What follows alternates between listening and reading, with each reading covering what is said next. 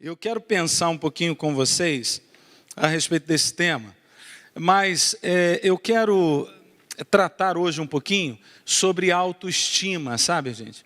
Porque eu acho que o resultado das posturas que temos está relacionado como nos vemos. Eu não quero fazer uma abordagem psicológica apenas, mas muito mais uma visão bíblica acerca de quem somos, para percebermos exatamente de que forma devemos nos portar diante de algumas situações.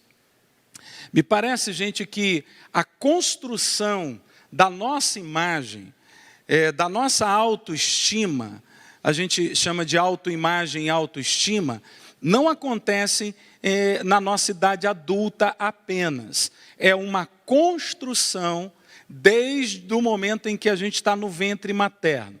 Já é sabido que algumas informações nós recebemos ainda no ventre da mãe da gente. Sabia disso, gente? Aquilo que acontece externamente, em algum nível, de alguma forma, já é absorvido emocionalmente por mim e por você. Existem características ou lembranças, que a gente costuma chamar de lembranças geracionais, que elas vêm sendo trazidas ao longo da nossa história. E aí talvez você fique pensando, depois mesmo de ser uma nova criatura. E a gente acredita plenamente que, como novas criaturas que somos, toda a maldição hereditária ela foi cancelada. Amém, gente? Você pode dizer para você mesmo, na minha vida, repita comigo, na minha vida, toda a maldição hereditária foi quebrada em Cristo Jesus. No entanto, amados, você pode perceber algumas características que você vai ser sinalizado por familiares seus. Você parece com seu avô, né? Essa atitude que você tem é exatamente como seu avô tinha. Eu lembro que minha mãe me sinalizou uma vez, que ela disse que eu tive uma risada assim meio diferente, meio debochada, numa determinada situação, e ela disse, você riu igual o seu pai, exatamente igual a ele. E normalmente, as características dos filhos da gente, quando são positivas, puxaram a gente. Né? Isso aí puxou papai, né? Puxou a minha família, né? Isso é de sangue. Agora, quando é negativa, puxou o lado da mãe, né? Não é assim, gente? A gente diz, puxa, coisas da vida, né? A gente vai, na verdade, absorvendo, amados. A gente é uma esponjazinha, sabe? Que ninguém passa pela vida imune aos acontecimentos. A gente aprende a viver, a gente aprende a encarar essas situações. Porque a gente quer viver e quer viver bem. Quem quer viver aí de forma saudável e bem, gente? Amados, não basta passar pela vida, é preciso passar pela vida e passar marcando a nossa geração, amados. Amém, gente? Tem que marcar, tem que ser especial. Talvez uma das maiores indignidades humanas é passar pela vida sem viver aquilo que Deus nos preparou, nos fez, nos estruturou para viver. Amém, amados? Deus colocou características tão específicas em você, Deus colocou habilidades, algumas você conhece, outras você ainda não sabe que tem, e é muito provável que esse ambiente profético da igreja seja o maior despertador de dons escondidinhos dentro de você. Irmãos, eu posso dizer que eu sou fruto da igreja, sou fruto do envolvimento da igreja. Eu fui criado por pessoas extremamente simples do interior de Minas, e eu não tive, assim, exemplos espirituais, saudáveis na minha história. A igreja, amados, me deu toda a bagagem que hoje eu posso dizer a vocês que eu tenho na vida, e não falo isso como orgulho, eu falo isso apenas como um retrato da ação de Deus, porque nada tem a ver com a gente, tem tudo a ver com Ele. Porque sabe, quando você olha para a tua família, você vê tantos desajustes, aí você pensa, não, aonde eu vou chegar? E aonde eu cheguei, eu já estou um passo à frente dos meus familiares. Mas eu quero te dizer, amados, em Deus existem lugares inimagináveis que você pode chegar e alcançar. Agora, o que eu quero tratar com vocês? Quando nós temos uma imagem ofuscada de quem somos, na realidade, não é quem somos a partir das nossas vivências. Não é quem somos a partir dos nossos sentimentos, mas é quem somos a partir daquilo que Deus disse que somos. A realidade de quem somos, amados, não está atrelada na sua essência pelo que você viveu, pelo seu histórico, mas está, amados, naquilo que Deus preparou para você. Então, a maior descoberta, o maior exercício da igreja é buscar, amados, é desvendar o que Deus preparou para nós. Amém, amados? Nem olhos ouviram, nem ouvidos ouviram, e nem jamais penetrou em coração humano o que Deus tem preparado para os seus. Seus o quê, amados? Seus filhos. Quantos filhos de Deus temos aqui essa noite? Então tem coisa linda para você. Agora, as coisas dessa vida podem ser um embaraço horroroso para o fluir do que Deus tem na nossa história. Deus quer reescrever, amados, a nossa história a partir daquilo que Ele tem para nós. E não daquilo que eu mesmo fui absorvendo, ou fui imitando, sabe, daquilo que eu recebi da minha família. Então, olhar para a autoimagem, a autoestima, ou seja, a autoimagem, como eu me vejo. E como eu me sinto a partir das minhas vivências. Existem pessoas, e eu já disse isso em uma ocasião aqui, que quando vai falar da vida, elas conseguem retratar com detalhes, amados, terríveis, coisas que não deram certo. Conseguem perceber e lembrar coisas de décadas atrás, como elas estavam vividas, o tempo, sabe? Como estava o clima, se ele estava frio ou não, quais foram as palavras que mais ofenderam. Você já viu numa discussão? Eu lembro, 30 anos atrás, aquilo que você me disse. Irmãos, eu não estou desdenhando não, porque tem gente que sofre com isso.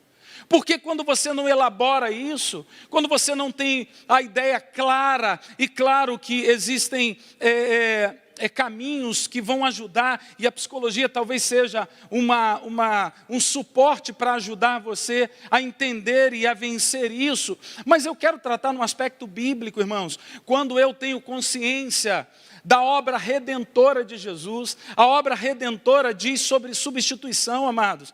Ele substituiu a minha vida, sabe? Eu estava fadado ao fracasso, eu estava fadado a nunca mais conhecer Deus, a não conhecer o real sentido da minha vida, mas Deus veio, sabe? Limpou-me do pecado, purificou-me, amados, abriu meus olhos, abriu meus ouvidos, renovou a minha mente. Gente, isso é tão lindo, isso é tão precioso para a igreja. Entender isso faz toda a diferença. Entender isso me faz sentir-me bem, mesmo diante de histórias tão difíceis que vivemos. Mesmo diante de sentimentos que parecem nos acompanhar em décadas da nossa vida. Vira e mexe, irmãos, vão batendo a nossa porta e vão dizendo para você aquilo que você não é. Porque Satanás é mentiroso. Ele não é primo da mentira. Ele não é um parente distante da mentira. Ele é o pai da mentira. Então ele mente sobre o que, amados? Ele mente sobre Deus. A ideia do Deus que não interviu. A ideia do Deus que não respondeu. A ideia do Deus que não agiu a partir daquilo que você colocou, elencou para você a forma de Deus agir. Isso é uma ideia equivocada, irmãos. E para nós é tão difícil, porque olhar para Deus é olhar para um Deus de amor. Nós cantamos isso, nós recitamos isso. A própria Bíblia declara que o Deus é amor, é pleno. E então quando alguma situação não sai exatamente do jeito que a gente achou que Deus deveria agir, Como se Deus tivesse que, amados, baixar a cabeça para o meu planejamento. Como que Deus tivesse que, sabe, olhar para você, para o teu projetozinho de vida, e eu coloquei no diminutivo, não desprezando, mas diante do que Deus tem, é sempre menor, amados. Você compreende isso? Você compreende que os teus planos é menor do que os planos de Deus para você? Então por que a gente está sempre apresentando e brigando com Deus, fazendo birra com Deus, para que Deus faça exatamente do nosso jeito? Irmãos, Deus não, hoje, eu acho que foi ontem, nós falávamos sobre isso no nosso programa, amados, aqui pela manhã. Nós falávamos da resposta de Deus. Será que Deus deixa de responder você em algum momento? É uma pergunta, será que Deus? E aquelas vezes que você, amados, pediu tanto a Deus, você fez tudo o que apresentaram para você. Você foi, amado, você jejuou aquela semana, você leu capítulos bíblicos e sobretudo aqueles capítulos que falavam, sabe, aqueles capítulos mais fortes. Entende, irmãos? Já disseram para você ler capítulos mais fortes da Bíblia? Eu quero saber onde estão os mais fracos, né, gente? Mas tudo bem, é uma força de expressão, a gente entende. Aí você fez tudo certinho aquela semana. Sabe, o marido fez alguma coisa que se antes ele tivesse feito, você, não, vou me calar porque eu estou num período, sabe, de consagração. Você fez tudo legal, você veio à igreja, todas as vezes que a igreja estava reunida aqui, celebrando a Deus, qualquer tipo de reunião. Você foi no PG, você foi na consagração, você veio no estudo bíblico, você se matriculou no avanço aquela semana, você desatou a vida, né? Você fez tudo aquilo que disseram para você que era importante fazer. Mesmo assim, quando chegou aquele dia, fatídico dia, em que você esperava de Deus uma resposta positiva, porque você, na verdade, no fundo, você fez tudo aquilo que disseram para você que deveria fazer. Aí Deus, na sua perspectiva, não te respondeu. Aí você, amados, começa a se sentir mal, você começa a absorver sentimentos negativos, lembranças são trazidas à tona, para quê, amados? Para tirar você do centro, para dizer a você que Deus não lhe ama, de forma que a Bíblia diz que Ele lhe ama, da forma que você cantou, o tempo em que você serve a Jesus, aí esse sentimento vai dominando você, a raiz de amargura, aí uma voz ímpia, sabe, gente? Sabe aquelas vozes ímpias que não edificam, mas que destroem coisas que Deus está construindo em nós, começam a gerar em você, amados, uma revolta espiritual, aí você começa a querer buscar uma igreja com oração mais forte. Eu vou buscar uma oração mais forte. Aqui não, aqui é legal. Eu experimentei isso, gente. Sério, mesmo. Um testemunho para vocês. Não falou para mim, mas falou para uma das irmãs da igreja. Eu gosto do pastor Ednei, ele tem até uma palavra legal, eu gosto, ele é carinhoso, recepciona bem. No entanto, eu estou precisando de uma oração mais forte. Entende, irmã? Eu falei, gente, aí naquela hora, gente, o que está vendo? Eu estou orando no nome de Jesus, gente. Então o que significa oração mais forte e oração mais fraca? É porque no fundo, irmãos, a gente criou um sistema religioso onde a gente acredita no mérito humano, onde a gente acredita nas figuras humanas. Você sabe, amados, quando no fundo a igreja deveria ser cristocêntrica. Jesus é a razão pela qual nos reunimos, amados. Jesus é a razão pela qual existimos, amados. Jesus é o centro da sua vida, Ele é o Senhor da sua vida. O problema é que a relação que temos é uma relação de consumo. O que é que Deus pode me dar? E se Ele não me der aquilo que eu tenho pedido, do jeitinho que eu tenho pedido, eu rompo essa relação. Eu fico de mal com Deus. Eu dou o dedinho, o mindinho para Deus e digo, estou de mal. Não quero essa relação com Deus. Irmãos, é mais do que uma relação de necessidade. Mas pastor, e quando eu tenho necessidades específicas da minha vida, eu vou recorrer a quem? Porque afinal de contas eu sou um cristão. Irmãos, não há problema nenhum, as pessoas iam a Jesus porque tinham uma necessidade. Um enfermo ia a Jesus por causa da sua enfermidade, e seja qual fosse a patologia, eles iam a Jesus por isso. Mas o interessante, irmãos, que todas as vezes que Jesus ministrava uma cura sobre a vida dessas pessoas, Deus embutia na vida delas uma missão. Sabe, queridos, a imaturidade espiritual está justamente nesse sentido. Quando nós chegamos a Deus e vemos nossas necessidades atendidas e não encontramos a missão pela qual existimos, todos nós, amados, temos de Deus uma razão, sabe, para viver. Existem pessoas buscando razões diversas para viver. No Evangelho há uma razão para se viver, e Paulo parece retratar isso com muita força e autoridade. Viver, amados, para ele era Cristo, anunciar Jesus, sabe, amados, ministrar os valores do reino de Deus. Chamam isso de fanatismo. Há um tempo atrás, disseram, vocês não têm vida. A vida de vocês é viver para a igreja. Vocês não têm vida social. Indagaram a gente dizendo, irmãos, essa é a nossa vida. Lembrou até de um programa antigo, né? Essa é a sua vida, né? Aí, sabe, aquela coisa de retratar a sua vida, os acontecimentos.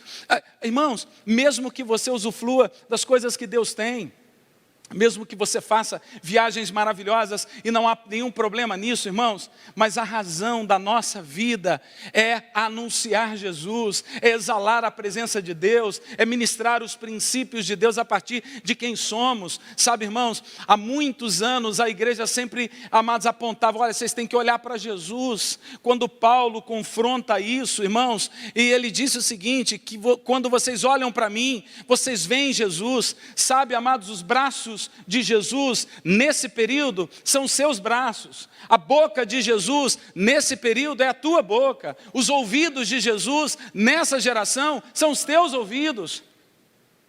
Amém, gente? É exatamente isso. Ele quer se expressar através da igreja dele. Bom, deixa eu caminhar, irmãos, essa é uma palavra extensa, mas eu quero gastar os próximos 15 minutos para dizer algumas coisas que considero importante em relação à autoimagem e autoestima. Bom, nós estamos falando sobre coisas da vida e todos nós já pensamos equivocadamente sobre nós. Sim ou não, irmãos? Você já teve sentimentos que parecem que paralisaram você. Alguns conseguiram reagir a esse sentimento e conseguiram evoluir em Deus. Glória a Deus por isso. Buscando ajudas, buscando alternativas. Outros tiveram uma experiência tão forte com Deus, uma consciência de reino, uma consciência de quem Deus é, de quem nós somos em Deus, entendimento da palavra de Deus, e sacaram essa verdade e começaram a liberar essa verdade com fé e autoridade. E aí então conseguiram trilhar a jornada da vida de forma saudável. Outros não, outros foram internalizando, sabe, sentimentos. Outros começaram a ter uma imagem equivocada a respeito de si. Eu quero falar de alguns aspectos, irmãos, com vocês aqui. A primeira delas, que a autoimagem negativa, ela paralisa nosso potencial. Irmãos, nós temos potenciais que nós não conhecemos. Você não sabe o poder, amados, que Deus gerou em você. Irmãos, nós usamos a expressão, venha Espírito Santo. Não tem problema. O que nós estamos dizendo, né? No fundo, teologicamente, nós estamos dizendo o seguinte, manifeste-se, ó Espírito Santo. Flua, ó Espírito Santo. Porque ele não vem, ele está. Ele mora, ele habita. Espírito Santo não é um visitante, sabe aquele visitante que você não quer receber? Sabe, aí você fecha a casa todinha, né? Antigamente, quando a gente tinha, abaixa lá o telefone, né? Antigamente tinha telefone de ganchinho, você tirava o telefone do gancho para não tocar, para não perturbar. Não, ele habita lá, gente. Ele mora dentro de você. Então, queridos, quando nós temos uma imagem deturpada a respeito de quem somos, e os gatilhos que fazem a gente olhar, normalmente são as crises, normalmente são as dificuldades, e fazem você ter um olhar muito negativo de você mesmo. Irmãos, quem não sabe o potencial que tem, é levado por qualquer vento de doutrina. é levado por qualquer sentimento. Então a vida, as coisas da vida, que poderiam ser resolvidas de forma mais simples, eficaz, com a autoridade do Espírito Santo, à luz da palavra de Deus, elas tomam outros caminhos. Elas vão entrando no emaranhado tão grande, amados, e as doenças, elas vão se instalando. Doenças espirituais, amados, doenças emocionais, pessoas que não conseguem ter um relacionamento. Irmãos, as coisas mais comuns dessa vida, elas se dão de forma relacional. Não é normal alguém que não sente prazer em se relacionar com outras pessoas. E eu não estou falando de, amados, características. Algumas pessoas têm características mais extrovertidas e outras mais introvertidas. Isso é uma coisa, é natural. Eu não acho que todos precisam ir, na verdade, não somos todos da mesma forma. Mas Deus nos criou com um potencial relacional. Então, o que é que faz você querer isolar-se de outras pessoas? Querer isolar-se de ambientes? Querendo você, aceitando você ou não, você foi uma esponjinha e algumas coisas foram absorvidas por você. E a primeira negação, irmãos, a primeira atitude que temos é negar esse fato. É dizer, eu não, sou descolado. Eu não, você viveu uma tragédia. Quer ver um exemplo? Eu contava para os amigos esses dias. Eu lembro quando pastoreava, e pastoreei durante 7 anos e meio essa comunidade. Chegou uma senhora lá na igreja, querendo ter um gabinete pastoral comigo. Eu a recebi e disse de que forma eu poderia ajudá-la. Pastor, aí ela contou lá, mandou o currículo dela. Pastor, sempre evangelizei. Eu sempre fui atuante. Aí ela foi enumerando lá os ministérios que ela atuava. Eu só sofri, agora eu tenho sofrido há cerca de 10 anos. O meu marido me espanca. Inclusive, eu estou separada dele agora há 1 mês. Não, na verdade há 15 dias. E acabei de tomar uma outra coça. A última coça tem uns 15 dias mais ou menos. Uma coça daquela arrumada. Sabe? Ele machucou, ela mostrou uns hematomas no braço. Aí continuou, mas pastor, Deus está comigo. Deus é comigo, o Senhor, eu falo, glória a Deus, irmã, que bom que Deus é com você. Mas eu gostei muito da igreja, eu gostei da forma que vocês ministram a palavra, eu gostei da recepção de vocês. Eu quero agora saber do Senhor, o que é que eu vou fazer aqui na igreja? Irmã, você não vai fazer nada, irmã. Ela olhou para mim assim, mas pastor, eu não vou fazer nada. Ela me contou um currículo vasto, né? Você não vai fazer nada, querida. Você vai sentar no banquinho e ser ministrada. Irmã, você precisa ser cuidada, irmã. O que você está fazendo, sabe, no exercício da obra, no ativismo da igreja, você está mascarando alguma coisa que feriu você. Você precisa ser cuidada, Deus precisa, amados, Deus quer, na verdade, você que precisa, Deus quer cuidar de você, Deus quer mudar essa imagem equivocada de quem você é. Você precisa se valorizar. Você está me contando que há 10 anos você apanha de alguém, gente. Isso é sinal de que você não se valoriza, isso é sinal de que você tem uma imagem distorcida de você mesma, e você quer trabalhar. Você não vai trabalhar, irmã. Se você quiser fazer parte da nossa comunidade, você vai sentar e eu vou orar por você, e eu vou receber você no meu gabinete algumas vezes por semana, se necessário for. Eu quero que a palavra de Deus entre no teu coração e produza cura. É isso que o Espírito Santo vai fazer em você. Você foi acostumada religiosamente a ter um ativismo, sabe, e criar uma roupagem para disfarçar aquilo que causa dor em você. Essa é a nossa maior alternativa.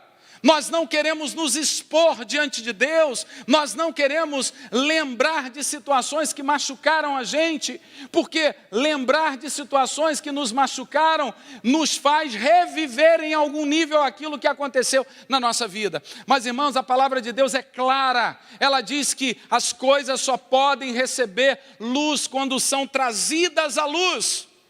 O Espírito Santo só pode curar quando você, amados, sabe, vai se despir diante do Senhor. Despir da sua maneira de resolver as coisas. E muitos de nós precisamos ter essa consciência.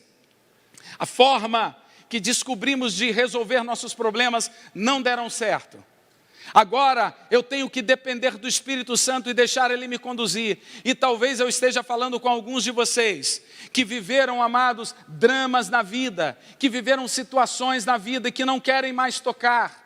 Nunca mais falaram com ninguém, não abriram o coração, estão vivendo, estão construindo a vida, irmãos, mas a verdade é que quando alguma coisa lhe faz lembrar, quando um cheiro, quando uma música, quando um lugar, uma situação, uma geografia, um filme, alguma coisa, lembra você aquele sentimento, volta todo, um sentimento que tira o teu potencial. Existem pessoas que têm potenciais maravilhosos, existem pessoas que você vê que são sonhadoras. Irmãos, uma das coisas primárias para se cumprir sonhos, para ter sonhos realizados, é tê-los. Quem não tem sonho não realiza. Então você conversa com algumas pessoas, gente, por que a vida não flui para essa gente?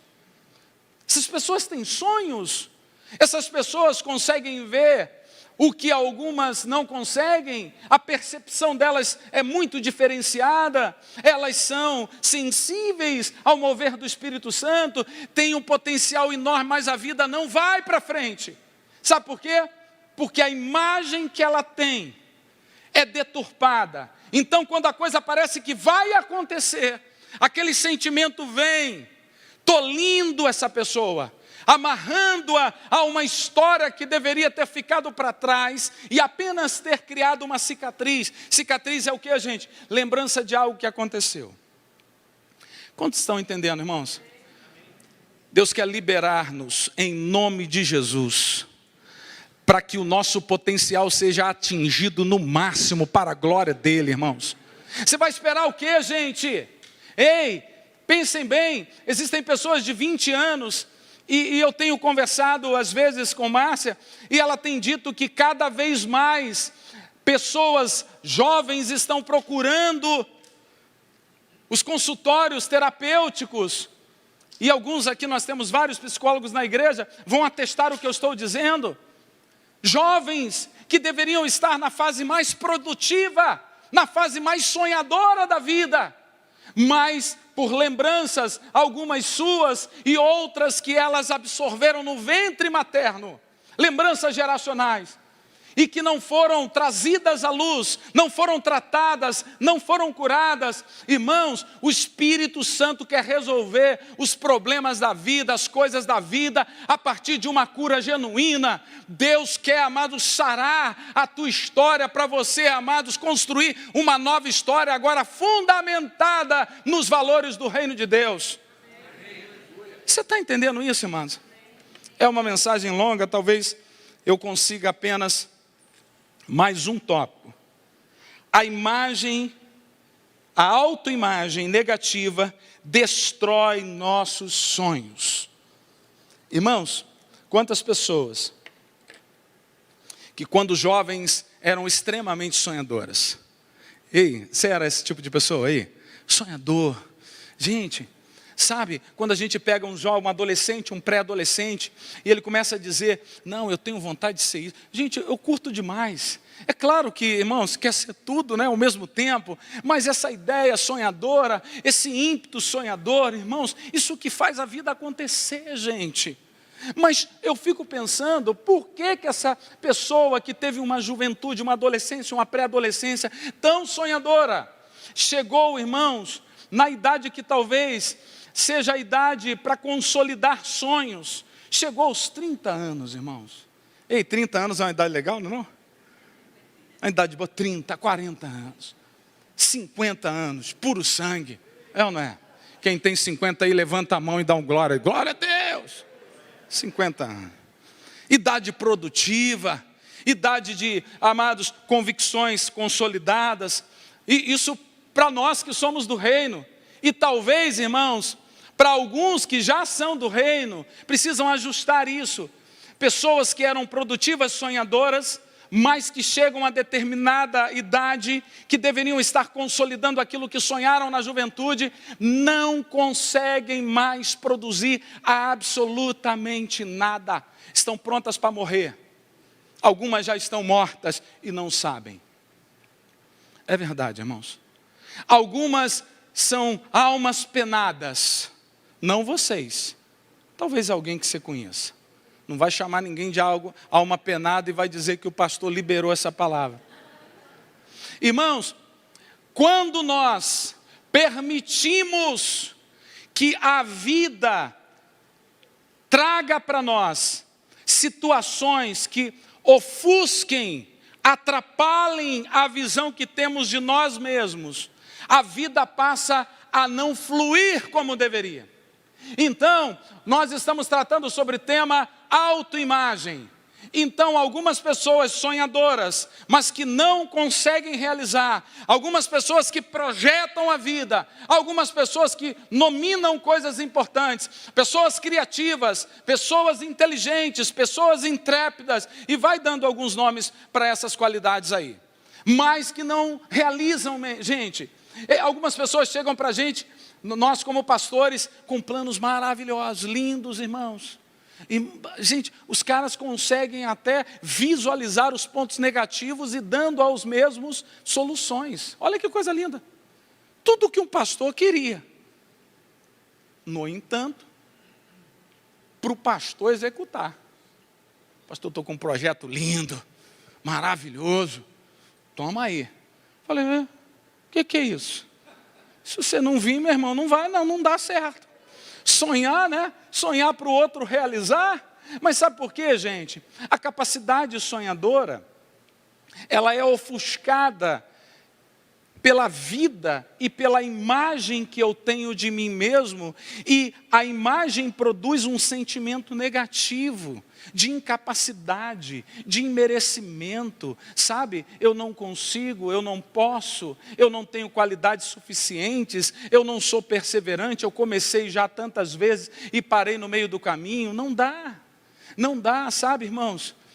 Aí essas pessoas a vida vai acontecendo e de repente outras vão passando à frente e aí então elas vão se frustrando mais ainda, se amargurando mais ainda, a idade vai chegando, os sonhos vão diminuindo, a capacidade de colocar os sonhos em prática, irmãos, essas então se esvaíram já há algum tempo, em nome de Jesus. Essas são coisas de uma vida sem Jesus. Mas uma vida com Jesus, irmãos, é diferente. A vida com Jesus é uma vida de renovação. Se você passou, irmãos, se você tem um histórico que marcou você, se você tem lembranças acerca de você mesmo, sentimentos dos quais você não sabe nem por que eles chegaram a você, mas estão aí. Talvez tenham sido lembranças geracionais de outras gerações, quando você ainda estava no ventre materno. Em nome de Jesus, vamos lançar isso para fora, para amados, para as coisas da vida terem os desafios, amados, e os desafios das coisas da vida, elas têm em Deus solução. Deus não nos dá provações além do que possamos suportar. Eu não aguento, essa é uma visão equivocada. Eu não suporto, isso é visão equivocada, entende? Eu não tenho forças, eu não tenho autoridade, não, eu não sou capaz, eu não consigo. Isso é visão, amados, ofuscada, isso é visão natural, a visão dos filhos que nasceram da água e do Espírito, que tiveram suas mentes renovadas em Cristo, que absorveram, amados, e tomaram para si tudo aquilo que Deus liberou. Ele liberou para quem, gente? Ele liberou para os filhos de Deus. Você é um filho de Deus? Então está liberado para você. Você é que tem a capacidade de marcar essa geração. Irmãos, rapidamente, em Números capítulo 13, não precisa abrir, tem uma história muito interessante. A história é, a Ju pode subir. Uma história bem interessante.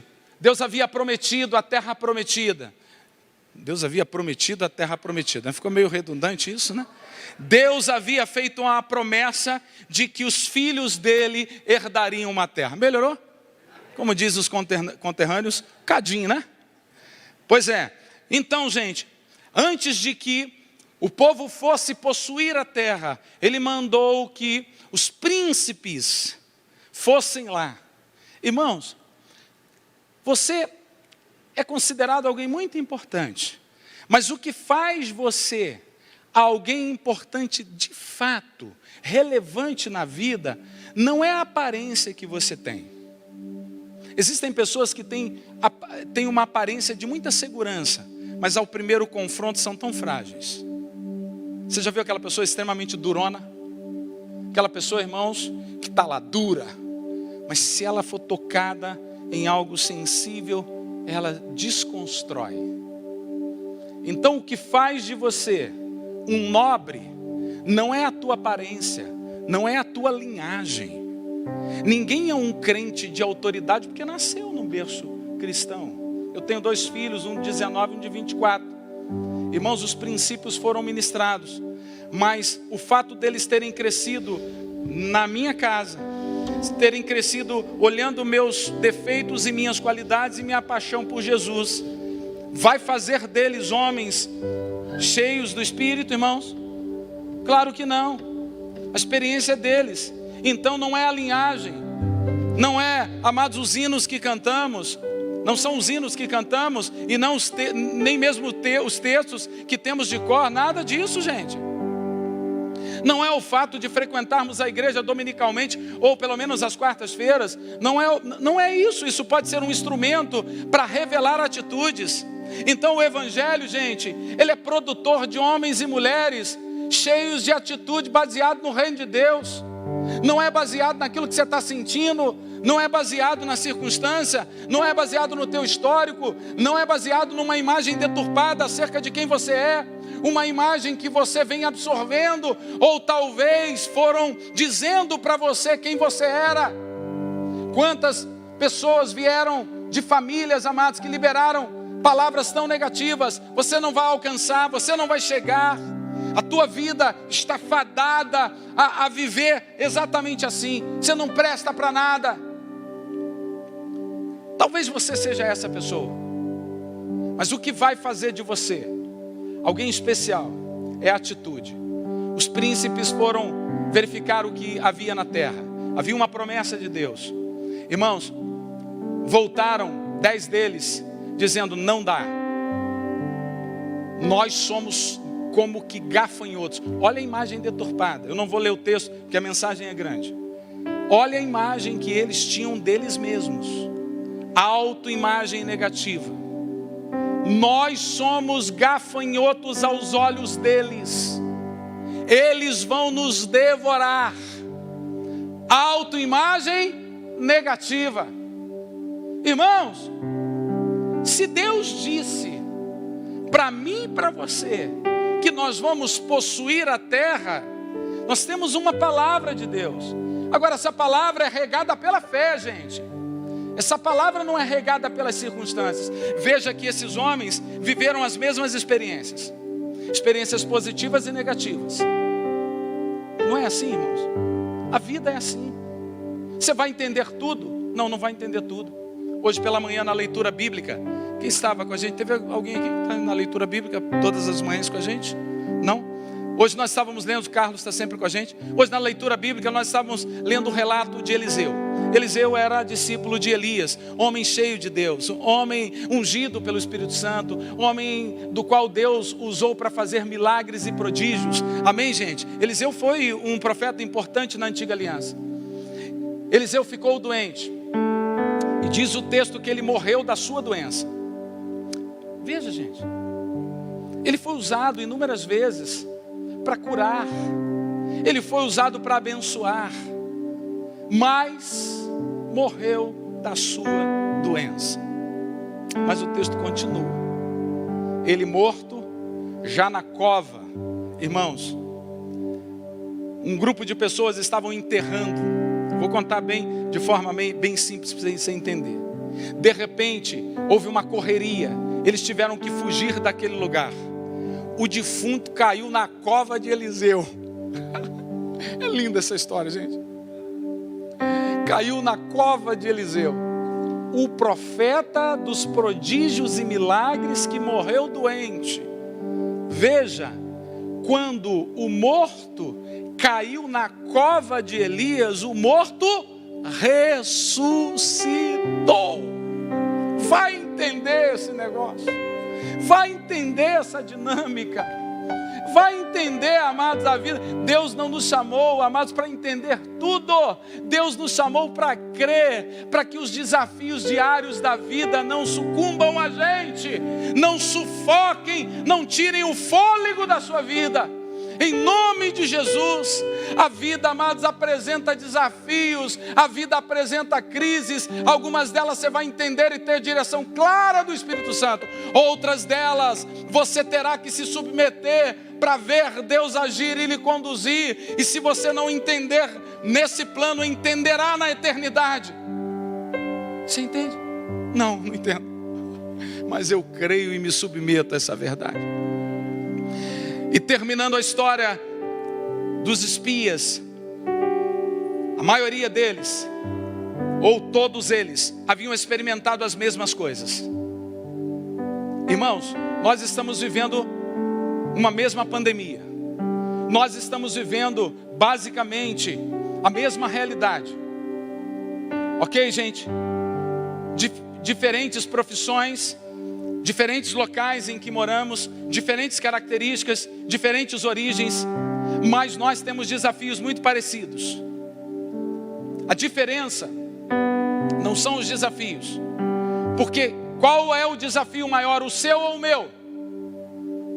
Hein, pastor Maurício? Qual é o desafio maior, o seu ou o meu? Se você responder, o seu é. Se eu for responder, eu vou dizer o meu. Então, irmãos, todos nós vivemos desafios, todos nós. Todos nós vivemos questões da vida, todos nós, as coisas dessa vida, todos nós temos, todos nós. A diferença está na visão que você tem de você, se você tem convicção de quem você é em Deus. Dois deles, Josué e Caleb, você conhece bem a história, eu vou renovar apenas, trazer à sua memória esse princípio. Dois deles se levantaram animando os seus companheiros. Gente, para com isso. Eu entendo que a terra, amados, tem guerreiros. Lembrei de uma coisa que eu acho importante dizer. Às vezes, quando Deus faz uma promessa, a gente pensa que vamos herdar a terra e não vai ter nada lá. Beleza, Deus prometeu, é só chegar. Construir a casa, sabe? Deixar a vida fluir. Mas quando aquela gente vai para a terra, vê outros povos habitando nela. Gente, tem desafio. A vida é feita de desafio, gente. E então esses dois homens, com uma imagem convicta de quem eles eram, disseram: vamos entrar, gente, nessa terra. Vamos lá, Deus está com a gente. Irmãos, imagem de si mesmo a partir do que Deus tinha para a vida deles. Nós somos servos da nova aliança. A obra perfeita e consumada de Cristo na cruz. Esse deve ser, amados, o nosso olhar principal, amados. Ele consumou. Ele fez e eu então dependo dele, vou viver a vida por ele, para ele, porque tudo o que ele fez, amado, se sustenta nele. Ele é o realizador, o criador e o sustentador absoluto de todas as coisas da vida. Eu gostaria de chegar aqui e dizer a vocês nessa quarta-feira que você não terá desafios a serem vencidos. Eu estaria sendo leviano com você. Você teve e venceu alguns na sua perspectiva não foram vencidos, mas o que ficou foram lembranças do que Deus fez, negativas ou positivas. E então daqui para frente, o que vai ser importante é como eu vou olhar a vida, é como eu vou ver, é como eu vou me portar. Isso fará a diferença. Isso no seu ministério, no seu trabalho, no seu relacionamento, na sua família. Amém, queridos? Nós estamos falando, amado, de coisas da vida. A vida como ela é. Também ficaria legal esse título de série, né? Coisas dessa vida. Fique de pé em nome de Jesus. Irmãos, existem muitas coisas que a gente viveu, nossos pais viveram, nossa infância produziu na gente, nossa adolescência marcou-nos, coisas boas e coisas ruins, coisas positivas e negativas. Não tem jeito de você mudar. O que pode mudar é a mentalidade que você tem, a forma com que você vê. Amém, gente? Eu quero declarar no nome de Jesus que Deus vai te dar uma visão espiritual a partir de hoje, para você não mais se considerar um coitado, irmãos, não se considerar alguém despreterido, sabe? Alguém, sabe, que não tem qualidades. Você tem tudo o que você precisa para ser feliz, porque o Espírito Santo mora dentro de você, irmãos. Aí talvez você retruque a minha fala dizendo: não tem nada, pastor, você não conhece a minha história. Irmãos, essa é uma ideia negativa. Reconstrua isso a partir dos valores de Deus. Não queira argumentar com Deus. Sabe aquela coisa, irmãos, quando a gente vai falando com um filho nosso que é adolescente? Você tem um filho já adolescente, aí o cara quer contra-argumentar o tempo todo, irmãos, o tempo todo. E nós às vezes queremos exatamente fazer assim com Deus. Deus está dizendo: você tem valor, querido. Eu te amei, eu potencializei você, eu dei a você aquilo que você precisava para viver e ser feliz. Eu estou renovando a sua mente para você olhar os acontecimentos da sua vida na minha perspectiva. E você está dizendo: mas não, olha o que eu vivi, foi terrível demais. Naquela tarde de domingo, irmãos, eu estava com um sapatinho vermelho, uma calça amarela. Aí você olha, estava todo colorido, todo preparado para ser feliz. E de repente eu recebi aquela palavra: tem 20 anos, está marcando aqui. Irmãos, vamos sacudir a poeira dos pés da gente? Vamos deixar esse negócio para trás, irmãos? Não adianta, para de contra-argumentar. Irmãos, eu sei que existem momentos que a gente tem que dizer. Às vezes alguns gabinetes são interessantes, e eu não estou tolindo você de vir fazer gabinetes, eu acho que você tem que vir. Mas existem pessoas, amados, que há 20 anos contam as mesmas histórias. É ou não é? As mesmas histórias. A vida não mudou, o sentimento não mudou. Que desgraça. Que desgraça, gente. Isso não é xingamento, é algo desprovido, o prefixo des, né? Desprovido de graça, sem graça. Entende, irmão? Sem bondade de Deus, sem a visão de quem Deus é, sem a visão, amados, do poder restaurador, do poder curador, do poder terapêutico de Deus, do poder que Deus tem de pegar alguém sem visão e ampliar a visão, do poder que Deus tem de pegar pessoas, irmãos, que estavam fadadas a viver num gueto existencial, amado, alguém que estava fadado a viver sem esperança, irmãos, sem expressão. Todos os filhos de Deus são chamados para serem expressivos. O mundo, irmãos, está ansioso pela manifestação dos filhos de Deus. Quem é esse filho de Deus e quem é essa filha de Deus? Eu e você.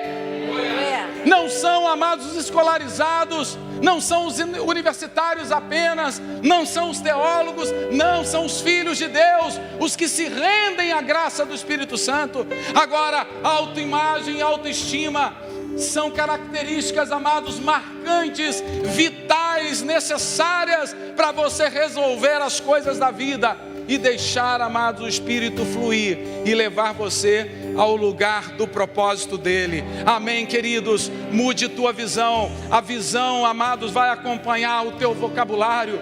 Amados, vai acompanhar, amados, o quanto você permite que essa palavra modifique a tua mente. Legal, mas ali na esquina você vai voltar a lembrar da coisa que te fez mal, gente. Que coisa? É vontade de sofrer? O que é isso? É amnésia? É emburrecimento? Não, gente, nós não somos esses. Isso é uma mentira de Satanás. Ele vai jogando, ele vai jogando, ele vai jogando. Mas, irmãos, nós combatemos mentiras com verdade. Você tem uma verdade? A verdade é Jesus. Amém, gente? A verdade é Jesus. Você tem uma situação aí que você quer mudar? Você tem uma situação que você quer ver diferente? Você quer sentir diferente em relação a alguma coisa que você tem, amado, tem tido um sentimento tão ruim dentro de você? Comece a dizer: não, eu vou sentir como Jesus sente. Eu vou andar como Jesus anda. Eu vou ouvir como Jesus ouve. Eu lembrei de uma música bem antiga. Eu vou fazer tudo como Jesus faz. Né, gente? Eu era pequenininho e lá no alto-falante da igreja católica cantava essa música. Né? eu vou falar como Jesus fala, eu vou sentir como Jesus sente, eu vou ouvir como Jesus ouve, eu vou pensar como Jesus pensa. Amém, gente? Vamos adorar a Deus?